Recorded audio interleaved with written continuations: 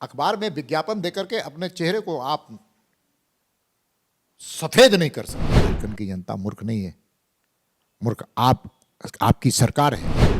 ये मुख्यमंत्री जी को मालूम है। कल वो अपराध बोध से ग्रसित होकर के प्रेस के सामने रूबरू हो रहे थे।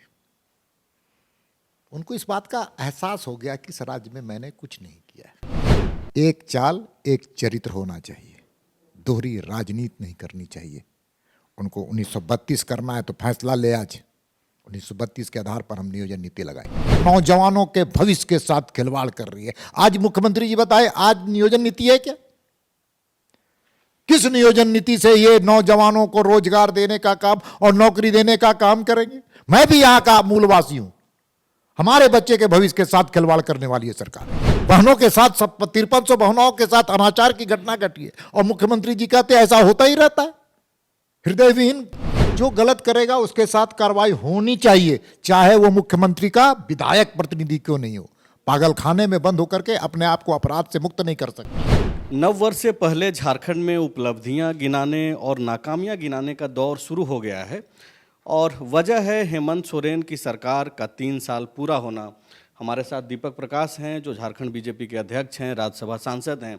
थोड़ी देर पहले ये प्रेस कॉन्फ्रेंस कर रहे थे और मेरे हाथ में जो आप बुकलेट देख रहे हैं, दरअसल ये आरोप पत्र है जो बीजेपी के द्वारा जो है जारी किया गया है। बीजेपी ने मेहनत करके ये जो पिछले 3 साल के कार्यकाल में जो भी हेमंत सोरेन ने किया है, उनकी सरकार ने किया है, उस पर सवाल खड़ा किया गया है।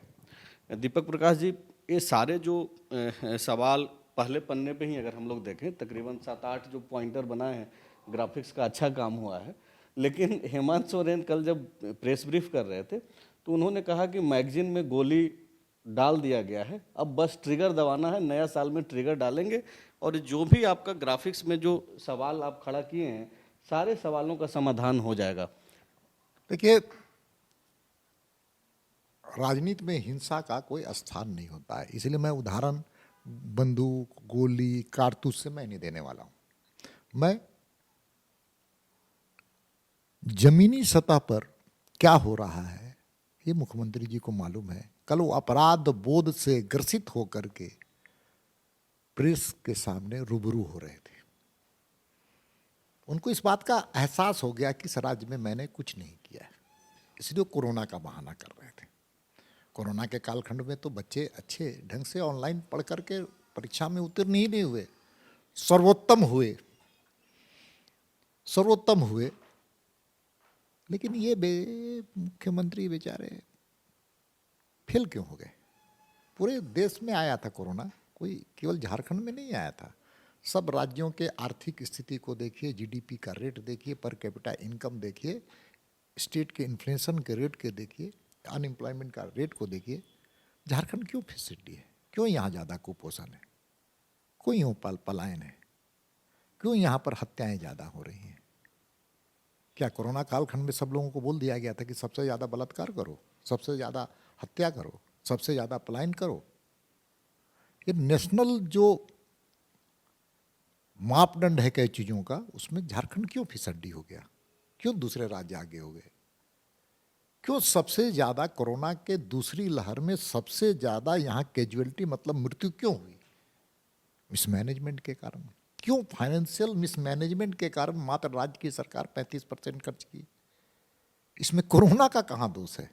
कोरोना के कालखंड में तो और ज़्यादा बुनियादी चीज़ों को, मैन्युफैक्चरिंग सेक्टर को, इंफ्रास्ट्रक्चर को और बढ़ा करके लोगों के हाथ में रोजगार देने की बात होनी थी। जैसे प्रधानमंत्री जी ने किया, नए सड़कों का निर्माण, रेलवे ट्रैक का निर्माण, हवाई पट्टी का निर्माण, एमएसएमई को मजबूत करने का काम। ये तो राज्य की सरकार के पॉलिसी पर डिपेंड करता है। राज्य की सरकार ने एमएसएमई के बारे में विचार नहीं किया, बुनियादी ढांचे के पर कोई विचार नहीं किया। आखिर राज्य की सरकार के हाथ के शासन मुख्यमंत्री जी के पास है, कांग्रेस के पास है, आरजेडी के पास है। क्यों नहीं संकल्प शक्ति उन्होंने लिया कि हम लोगों को रोजगार देंगे एमएसएमई के माध्यम से? सबसे खराब स्थिति यहां हुई। भारत आगे बढ़ रहा है, झारखंड पीछे होगा तो मजबूत भारत नहीं बनेगा, ये हमारी चिंता है। आपकी चिंता वाजिब है, चिंता करनी भी चाहिए विपक्ष के नेता के तौर पर। लेकिन मुख्यमंत्री ये बोलते हैं कि भाजपा वाले लोग जब भी हम कुछ करना चाहते हैं, कुछ अच्छा बेहतर करना के लिए आगे बढ़ते हैं, तो ईडी लगा देते हैं, केंद्रीय एजेंसियों को आगे पीछे लगा देते हैं। तो इस तरीके से कैसे फिर काम चलेगा? अगर मुख्यमंत्री निजी तौर पे खुद परेशान हैं, पिछले अगर 1 साल से देखें तो जो चीज़ें हो रही है झारखंड में, तो वो तो इसके पीछे आप लोगों के ऊपर ठिकरा फोड़ते हैं। कानून सबके लिए बराबर है, राजा हो चाहे रंक। कानून किसी को अपवाद नहीं है। आप अपने नाम पर माइनिंग लीज लीजिएगा, मुख्यमंत्री, खान मंत्री, पर्यावरण मंत्री के हैसियत से, और एग्रीमेंट कीजिएगा कि ये उत्पादित जो चिप्स होंगे, स्टोन, वो राज्य की सरकार खरीदेगी। इसमें कहाँ ईडी और कहाँ बीजेपी आती है? आप गलत करिएगा तो कानून के दायरे से आप बाहर नहीं है। गलतफहमी किसी को नहीं रहना चाहिए कि मैं मुख्यमंत्री हूं तो मैं कानून से ऊपर हूं। तो कानून तो अपना काम नहीं करेगी क्या? कानून अपना काम करेगी। इसमें मुख्यमंत्री जी को क्या दोष? अब उनकी पत्नी के नाम पर, अब सुअर विकास के लिए, सुअर पालन के लिए उन्होंने जमीन का भूखंड लिया। अच्छा लगता है क्या? अपने अधिकार का उपयोग करेंगे। अपने ज्यादा शागिर्द हैं, जितने शागिर्द हैं, उन शागिर्दों का नाम लेकर के मैं अपने आप को समय बर्बाद नहीं करना चाहता हूं। उनके जितने शागिर्द हैं आज जेल में। उन शागिर्दों का आप नाम ले रहे थे अभी प्रेस कॉन्फ्रेंस में, प्रेम प्रकाश, अमित अग्रवाल और कई ऐसे नाम, लेकिन वो ये जो नाम है वो है पहली दफ़ा तो झारखंड में चर्चित नहीं हुए। 2019 से पहले की भी जो सरकारें रही, जिसका आप जिक्र कर रहे थे, आपके सरकार जो रघुवर दास नेतृत्व कर रहे थे, उस दौरान भी प्रेम प्रकाश जैसे लोग काफ़ी सक्रिय थे। ऐसी बात तो है नहीं कि आपको जानकारी नहीं। कार्रवाई उस पर हुई कि नहीं हुई? उसने तो बीजेपी या को रोकने का काम किया क्या, या उसके बचाव पक्ष में आई क्या? या किसी ने कोई एक पक्ष उसके समर्थन में बोला है क्या? जो गलत करेगा उसके साथ कार्रवाई होनी चाहिए, चाहे वो मुख्यमंत्री का विधायक प्रतिनिधि क्यों नहीं हो। पागल खाने में बंद होकर के अपने आप को अपराध से मुक्त नहीं कर सकता है व्यक्ति। ये बात जिस तरीके से आप दावा कर रहे हैं दीपक प्रकाश जी कि हम लोग किसी को बचाने के लिए आगे नहीं आए, तो आज तो मुख्यमंत्री भी बोलेंगे कि भाई पंकज मिश्रा को बचाने के लिए कौन सा हम जा रहे हैं? पंकज मिश्रा है, रिनपास गया, जेल गया। अरे नहीं नहीं नहीं, कहाँ हैं आप? थोड़ा जब वो जेल में थे तो उनको 5 स्टार सुविधाएं दी गई थी। क्या हमारी राज्य की सरकार है? जो हॉस्पिटल में थे ना, सारे लोग उनको मालिक की तरह, राजा में जो सामंतवादी व्यवस्था था ना, उसी तरह से ट्रीट किया जा रहा था। ये पूजा सिंघल है ना, इनका फाइल मुख्यमंत्री जी के टेबलवा में है। अब काहे नहीं साइन कर रहे हैं? क्यों नहीं मुख्यमंत्री उनको आज तक झारखंड मुक्ति मोर्चा से निष्कासित किए? पंकज मिश्रा को वो झारखंड मुक्ति मोर्चा का आज भी सचिव बना हुआ है। क्या बात कर रहे हैं? अखबार में विज्ञापन देकर के अपने चेहरे को आप सफेद नहीं कर सकते। इसका मतलब है कि आज आपने विज्ञापन देखा जो सारे अखबारों में है, हम लोगों के यहाँ भी है, सारे जगहों पे विज्ञापन दिया गया है। विज्ञापन में जिस तरीके से आप बुकलेट जो जारी किए हैं, ग्राफिक्स का काम हुआ है, उसमें भी कुल मिलाकर के ठीक ठाक ग्राफिक्स बनाया गया है, तैयार किया गया है। मुख्यमंत्री आगे देख रहे हैं और पीछे कई सारे पॉइंटर्स बनाया हुआ है, जिसमें 1932 का खतियान है, जिसमें आरक्षण का मसला है, कृषि में ऋण माफ़ी का है, बहुत सारे तमाम ऐसे वो उपलब्धियां गिना रहे हैं। और वो दरअसल उसके जरिए बोल रहे हैं कि ये सब सारा काम हम कर चुके हैं, अब मैं आगे देख रहा हूँ। ये जो 1932 वाला जो मसला है दीपक प्रकाश जी, जब विधानसभा से जब पास हो रहा था ये प्रस्ताव जो केंद्र को भेजना है, उसमें आपकी पार्टी ने सहमति दी वहाँ पे। अब आप लोग उसका विरोध कर रहे हैं। आप राज्यसभा सांसद हैं, आप तो वहाँ पे भी इसका सवाल उठा सकते हैं। देखिए 1932 हो, 1934 हो, 1928 हो, स्थानीय नीति और नियोजन नीति बनाने का अधिकार किससे? मैं आपसे प्रश्न पूछ रहा हूं। स्टेट को भी, स्टेट को है। नहीं, स्टेट को नहीं, मुख्यमंत्री जी को है। इसके पहले भी जब यहां पर स्थानीय नीति चाहे हेमंत सोरेन जी बनाए हो, रघुवर दास जी बनाए हो, चाहे किसी ने बनाया हो, उसमें शेड्यूल 9 में डाला गया था क्या? मेरा प्रश्न है आपसे। आप भी जागरूक। इसके पीछे का वजह तो वो बोला जा रहा है ना कि जब 1932 को लेकर के बाबूलाल जी आए और जब वो न्यायालय द्वारा खारिज कर दिया गया, इन लोगों का तर्क यह है 9वीं अनुसूची में डालने का कि एक सुरक्षा कवच है, 9वीं अनुसूची में जाएगा तो न्यायालय असेसमेंट नहीं कर पाएगी। शायद उनके जो सलाहकार हैं मुख्यमंत्री जी के, या तो परिपक्व नहीं है या ओवर स्मार्ट हैं, जो चीजों को छुपा रहे हैं। शेड्यूल 9 में भी न्यायालय पूरी तरह से हस्तक्षेप कर सकता है, व्याख्या कर सकता है। शायद जानकारी नहीं है तो मुख्यमंत्री जी के कोई सलाहकार को हमसे संपर्क कर लेंगे। शेड्यूल 9 के अंतर्गत सुप्रीम कोर्ट के ऐसे कई फैसले हुए हैं। इसलिए मैं बार बार कहना चाहता हूं कि मुख्यमंत्री जी, झारखंड की जनता मूर्ख नहीं है, मूर्ख आपकी सरकार है। ये जो शीतकालीन सत्र में संसदीय कार्य मंत्री हैं आलमगीर आलम, उन्होंने जब जवाब दे रहे थे, आप ही के एक विधायक हैं अमित मंडल, तो वो बोले कि ये जो लोकमत में जो आरक्षण का जो मसला है वो संसद के पास अधिकार है कि वो फेरबदल कर सकती है। तो ये लोग अगर केंद्र पे अगर भरोसा कर रहे हैं, पूछता हूँ, चलिए जब आप हमसे प्रश्न पूछ रहे हैं तो हम भी आपसे आज कुछ रूबरू चीज़ों को जानकारी प्राप्त करेंगे। इसी सरकार के मुख्यमंत्री हेमंत सोरेन जी थे जिन्होंने विधानसभा में क्या कहा था कि ये हो नहीं सकता है। कहा था, याद है मुझे, सदन के अंदर कहा। तो माफी मांगे, उस वक्त मैंने गलत किया था, माफी मांगे झारखंड की जनता से कि मैंने गलत कहा था।